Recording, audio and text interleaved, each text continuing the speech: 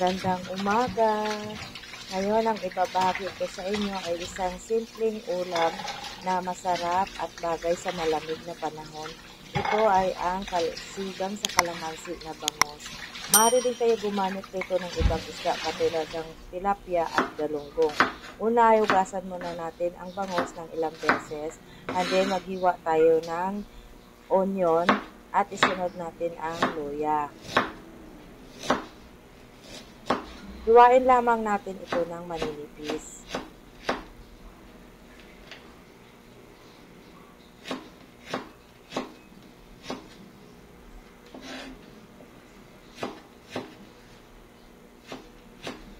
Pagkatapos ng luya ay sinunod ko namang hiwain ang kamatis. Sa paghiwa ng kamatis ay pwede nyo itong tanggalan ng buto or hindi na.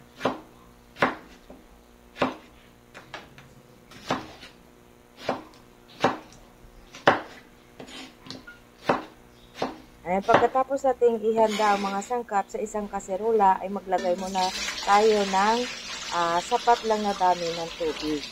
And then ilagay natin ang mga sangkap na ating hiniwa kanina. And then takpan natin ito at pakuluan ng ilang minuto. At habang nag-aantay tayo na ito ay kumulo, ay i-prepare naman natin ang iba pang mga sangkap.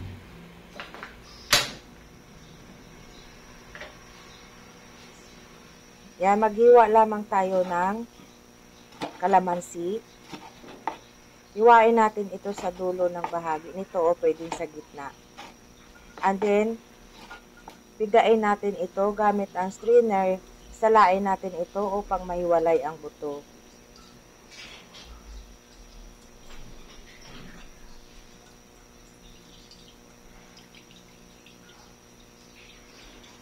At pagkatapos natin itong gawin, isunod naman natin ang dahon ng kamote.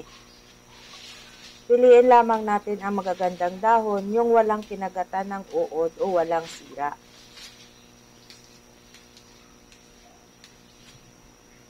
At hugasan natin ito ng mabuti.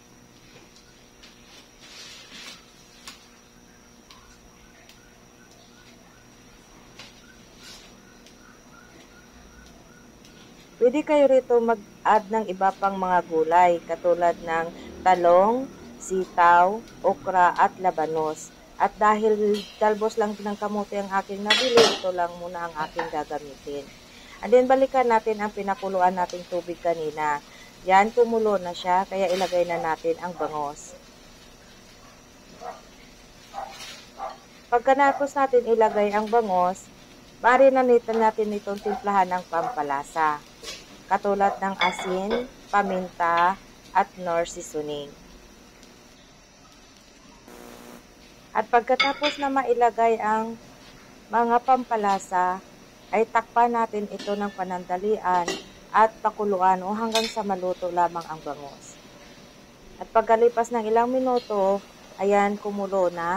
Para magkakulay ng kaunti ang sabaw, ay pigain natin ang kamatis.